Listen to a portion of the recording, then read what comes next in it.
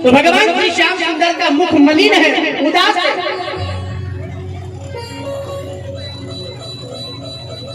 अब भगवान का मुख उदास दिखाई दिया ना, तो माता रुक्मणी ने निवेदन किया, भगवान आज कारण क्या है जो आप उदास दिखाई दे रहे हैं?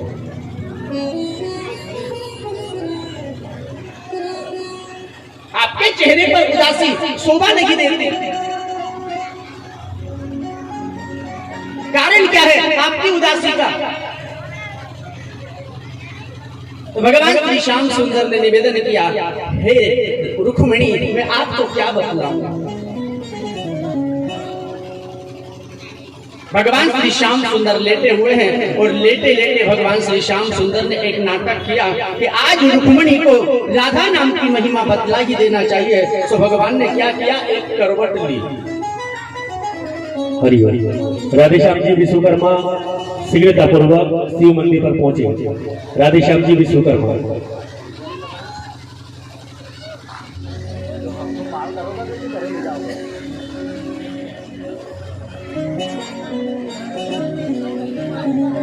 भगवान श्री श्याम सुंदर लेटे हुए हैं और माता रुक्मणी चरण सहला रही है, चरण दबा रही है। इतने में क्या हुआ, भगवान ने करवट ली।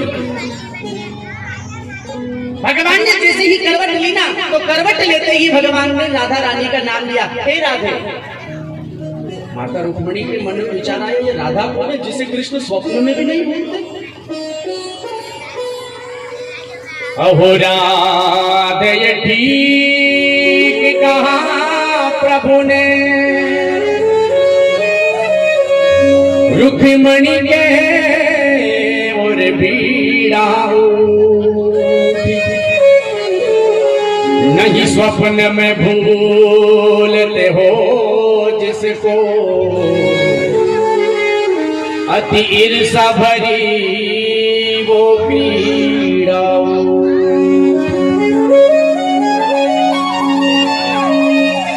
कुछ लीला नहीं रचने के लिए, परमेश्वर पेट में पीड़ा उठी। हरे कृष्ण अचानक सोते हुए, मन मोचन के मन क्रीड़ा उठी।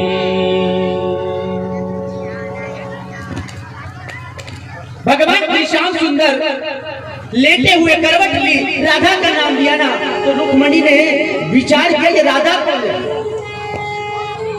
माता रुक्मणी पूछने लगी, भगवान आखिर ये बतलाओ, ये राधा कौन है जिसे आप दिन रात याद करते हो, जिसका नाम आप दिन रात जपते हो, स्वप्न में भी नहीं भूलते? आखिर ये बतलाओ, ये राधा कौन है?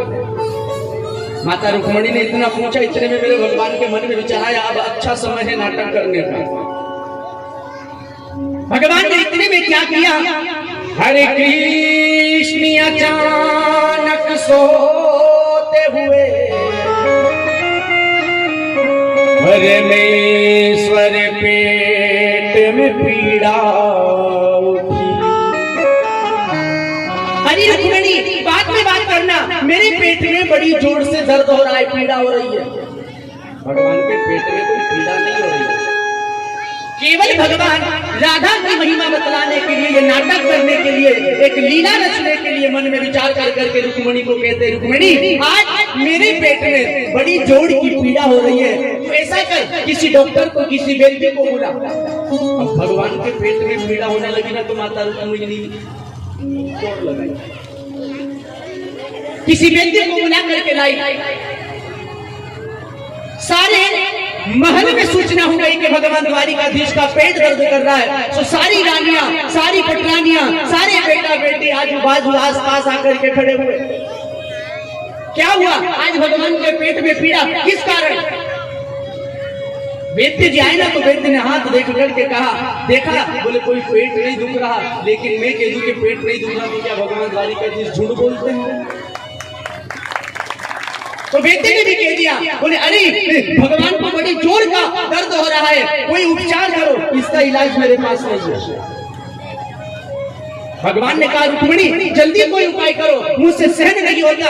तो रुक्मिणी जी ने ये बात जब सुनी ना, त्राहिमाम जब और इधर उधर दौड़ लगा रही है, कोई तो इलाज करो, कोई तो इलाज करो। भगवान द्वारिकाधीश ने कहा रुक्मिणी ऐसा करो, नारद को बुलाओ। नारद जी को याद किया ना, तो नारद जी फट प्रकट श्रीमन नारायण भगवान आदेश कीजिए। नारद आज मुझे बड़ी जोड़ की पीड़ा हो रही है, मुझसे सहन नहीं होता, कोई औषधि हो तो दे दो। नारद जी ने जी देखा, बोले भगवान तुम्हें तो बहुत जोर से पीड़ा हो रही है। भगवान के मन की बात समझने वाले नारद, भगवान को यदि कोई लीला करनी होती ना तो नारद जी के द्वारा करवाते। नारद जी समझ गए कि भगवान क्या करना चाहते हैं। नारद जी ने कह दिया भगवान तुम्हें तो बड़ी जोर की पीड़ा हो रही है। बोले हाँ नारद जल्दी उपचार करो। बोले भगवान इसलिए हमारे पास कोई दवाई नहीं है। माता रुक्मिणी ने कहा फिर नारद हमारे प्रभु को क्या पेट में पीड़ा होती रहेगी, कोई तो इलाज होगा। नारद जी ने कहा मैया एक इलाज है जिससे भगवान के पेट की पीड़ा बंद हो सकती है। क्या इलाज? माता रुक्मिणी तो बेचैन है कि जितनी जल्दी हो जाए पेट की पीड़ा दूर हो जाए, जल्दी बताओ नारद क्या इलाज है। बोले मैया वो औषधि बड़ी कठिन है, अरे तुम बताओ जहाँ से कहोगे मैं मंगवा लूंगी, मैं ले आऊंगी, तुम बताओ तो सही। बोले वो औषधि कहीं जाने की जरूरत नहीं है, यही तुम्हारे पास है, लेकिन तुम नहीं दोगी। नारद जी ने ये बात कही ना तो माता रुक्मिणी ने कहा अरे कैसी बात करते हो, मैं मेरे प्रभु के लिए मेरे प्राण दे दूंगी, बताओ तो सही क्या औषधि है। तो नारद जी ने कह दिया मैया तुम्हारे चरणों की धूल भगवान को खिला दो तो दूर पेट दर्द बंद हो जाए। माता रुक्मिणी पीछे हट गई, कैसी बात करते हो, पति परमेश्वर होता है, ये भगवान है, और मैं अपने चरणों की धूल इन्हें खिलाऊंगी, मुझे तो नरक में जाना पड़े, मैं ये काम नहीं कर सकती। तो फिर जब दर्द में 16,108 रानी पटरानियां सभी ने मना कर दिया, द्वारिका में रहने वाले सभी भक्तों ने मना कर दिया। अब कृष्ण जी ने विचार किया कि अब अच्छा मौका है, नारद मुझसे सहन नहीं होता, बड़ी पीड़ा हो रही है, अब मुझसे सहन नहीं होता, तुम एक काम करो वृंदावन चले जाओ, वृंदावन जाकर के उन गोपियों से कहना, उस राधा रानी से कहना एक अवसर और है हमारे पास, यदि वो अपने चरणों की धूल दे देंगी तो मेरे पेट की पीड़ा बंद हो जाएगी, अन्यथा मैं बचने वाला नहीं। ये बात जब माँ रुक्मिणी ने सुनी, विचार करने लगी जब हम पत्नियां होकर के ये काम नहीं कर सकते तो वो प्रेम करने वाली राधा वो गोपियां क्या करेगी। नारद जी फट अंतर ध्यान हुए और नारद जी पहुंचे ब्रज वृंदावन। तो वृंदावन में जैसे ही नारद जी को सभी गोपियों ने देखा, राधा रानी ने देखा, आकर के घेर लिया, हमारे प्रियतम का कोई संदेश लाए होंगे। नारद जी को पकड़ लिया, नारद जी से निवेदन किया भगवान कहाँ से आ रहे हो। बोले मैं मथुरा से, द्वारिकापुरी से आ रहा हूँ, हमारे प्रियतम कृष्ण कैसे हैं, बहुत दिन हो गए, उनकी कोई खबर नहीं है, उनकी कोई सूचना नहीं, कोई संदेशा नहीं है, आप बतलाओ ना हमारे कृष्ण कैसे हैं। नारद जी ने कहा क्या बतलाऊं, ब्रजरानी कहानी अगम्य बड़ी, जिसे है तू उदास दिखाया हूं मैं, ब्रजराज के पेट में पीड़ा उठी, ब्रजराज के द्वार पठाया हूं मैं,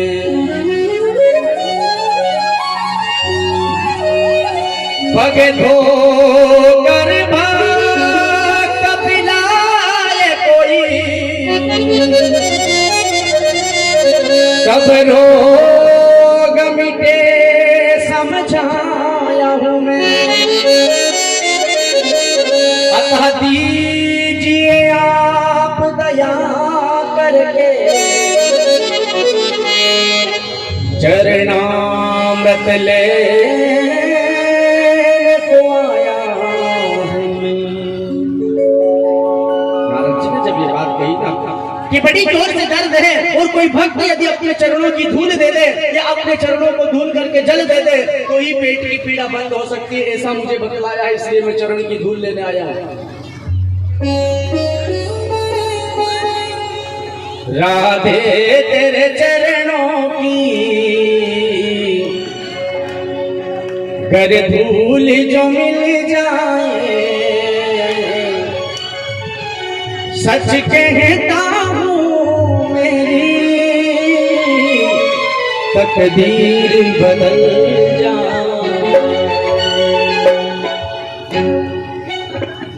राधा रानी के चरणों की धूल लेने के लिए नारद आए हुए हैं। राधा रानी तुम्हारे चरणों की रज चाहिए जिससे पेट की पीड़ा कृष्ण की दूर हो सकती है। आप कृपा कर करके अपने चरणों की धूल दे दो। तो राधा रानी ने कह दिया नारद बस इतनी सी बड़ी बात। द्वारिका में कृष्ण के लिए ये काम कोई नहीं कर सका, कोई अपने चरणों की धूल नहीं दे सका। बोले नरक में जाने का डर इसलिए किसी ने नहीं दी। बोले तुझे कितनी धूल चाहिए? ले मैं अभी आगे बढ़ जाती हूँ, जितनी धूल चाहिए उठा कर ले जा। नारद जी ने कहा राधा तू जानती है वो भगवान है, द्वारिकाधीश है, तेरे प्राण परमेश्वर है। तू यदि अपने चरणों की धूल खिलाएगी तो तुझे नरक में जाना पड़ेगा। नारद जी भय बतला रहे हैं, नरक जाना पड़ेगा। तो राधा रानी ने क्या निवेदन किया? चरणामृत क्या निज जीवन दे, पर मुख से निकले आह नहीं। सुखी प्रीतम प्यार हमारा रहे, सुख की हमको परवाह नहीं। कुल कांति विरोध करे तो करे, हित के पथ पर निर्वाह नहीं। श्रुति शास्त्र विरोध करे तो करे, सत नरक मिले परवाह नहीं। नारद तू तो केवल चरण की धूल की बात करता है, हम तो हमारा जीवन कृष्ण के लिए देने के लिए तैयार है। तू यदि हमारे प्राण भी मांगे तो आज मेरे प्राण त्यागने के लिए तैयार है। चरणामृत क्या निज जीवन दे, पर मुंह से आह नहीं निकलेगी। आज यदि प्राण ले जाना चाहेगा तो वो भी ले जाएगा। मुझे सुख की परवाह नहीं है, चाहे मुझे जिंदगी भर दुख मिले, मैं दुखी रह करके जी लूंगी, लेकिन मेरे प्रीतम प्यारे का एक रोम नहीं धुलना चाहिए। तू ले जा, कितनी धूल चाहिए? और तू तो एक बार नरक की बात करता है, मुझे एक बार नहीं 7 वर्ष 100 वर्ष तक भी नरक में वास करना पड़ेगा नारद। तो मैं मेरे प्रियतम के लिए नरक में 100 साल तक रह लूंगी, लेकिन तू ले जा। नारद जी ने प्रेम देखा राधा रानी का। वारी राधा कितना प्रेम है तेरे अंदर। राधा रानी कृष्ण के उस वियोग में तड़प रही थी। नारद जी ने जब आकर के ये बात कही तो आज संदेशा भी आया। तो ऐसा आया कि आज मेरा प्रियतम दुखी है। राधा रानी आगे बढ़ गई, कितनी धूल चाहिए उठा ले। सारी गोपियां आई, सारी गोपियों ने भी कह दिया नारद अकेली राधा के चरण की रज नहीं ले जाएगा, हमारी चरणों की रज में लेकर के जाना पड़ेगा। सारी गोपियों ने एक बड़ी सी गठड़ी बांध दी और नारद के सिर पर रख करके द्वारिका भेज दी। ये प्रेम है मेरे बहन भाई। अपने सुख की परवाह नहीं होती है प्रेम में। मेरा प्रियतम प्यारा सुखी रहे, सुख की हमको परवाह नहीं। मैं सुखी रहूं या ना रहूं इसकी मुझे परवाह नहीं है, केवल मेरा कृष्ण सुखी रहना चाहिए। ले जा करके गठड़ी पड़ती ना, वो राधा रानी सारी पटरानियों ने देखा इतना प्रेम, चरण की धूल भेज दी। कृष्ण ने पुतलियां खोली और एक चिमटी धूल लेकर के मुंह में डाली। पेट की पीड़ा बंद, कोई दर्द नहीं हो रहा था, केवल नाटक किया जा रहा था। पेट की पीड़ा बंद। नारद जी ने कृष्ण से कहा कन्हैया तुम कितने अभागे हो जो यहाँ द्वारिका में बस रहे हो। अरे इससे अच्छा तो तुम्हारे लिए वो वृंदावन है, तुम्हारी वो गोपियां इन पटरानियों से अच्छी जो तुम्हारे लिए अपना जीवन त्यागने के लिए तैयार है। नारद कह रहे हैं कृष्ण से, कर जोड़ के नारद बोले उठे, हरि राधा का हाल बताना है क्या।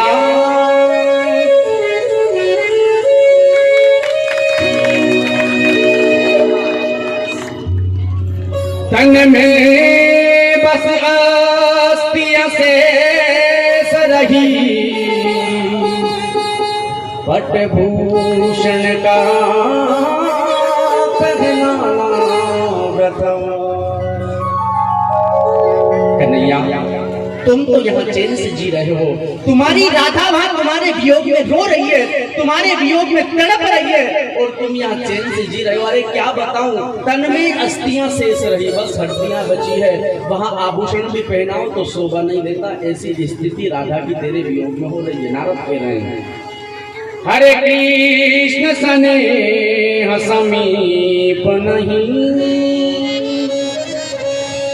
तब प्रेम की ज्योति जगाया मैं।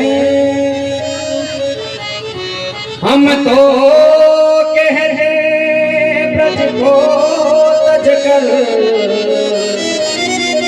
पूरी द्वारका में बसना है प्रथा। हम तो कहते कन्हैया वृंदावन को तज करके तेरा द्वारका में रहना बेकार है, तू द्वारका छोड़कर वृंदावन चला जाना। जी को रुक्मणी ने, सत्यभामा ने, सारी रानियों ने, पटरानियों ने जब ये देखा, इतना प्रेम राधा रानी का कि मरने की परवाह नहीं। नारद जी से कहा, मुझे कहा होता नरक में जाना पड़ेगा, तो राधा रानी के विषय में नारद जी ने कहा रुक्मणी मैया से, मैया क्या कहे? राधा ने कहा, एक बार नहीं 100 बार भी यदि नरक में जाना पड़े तो मेरे कृष्ण के लिए मैं जाने के लिए तैयार हूँ। माता रुक्मणी ने जब देखा इतना प्रेम कृष्ण के लिए राधा रानी का, तो आज माता रुक्मणी ने वरदान दिया, हे राधा, मैं तुझसे ईर्षा करती थी, लेकिन आज मैं तुझे वरदान देती हूँ, जहाँ भी कृष्ण का नाम लिया जाएगा, कृष्ण से पहले तेरा नाम लिया जाएगा। जहाँ भी मंदिर में कृष्ण विराजमान होगा, उस कृष्ण के साथ रुक्मणी, सत्यभामा, रत्नजीता, लक्ष्मणा, भद्रा, 16,108 नहीं, केवल राधा रानी साथ विराजमान होगी। ये मेरा आशीर्वाद है। राधा रानी का इतना प्रेम है मेरे बहन भाई। विचार करो, जब राधा रानी के प्रेम की चरण रज पाकर के कृष्ण का जीवन धन्य हो गया, तो क्या राधा रानी के चरणों की धूल हमारे जीवन में हमें मिल जाएगी? तो क्या हमारी नैया भव से पार नहीं होगी? हमें उस राधा रानी से यही निवेदन करना चाहिए, हे राधा, याद है तेरे चरणों की, गर धूल जो मिल जाए, सच कहता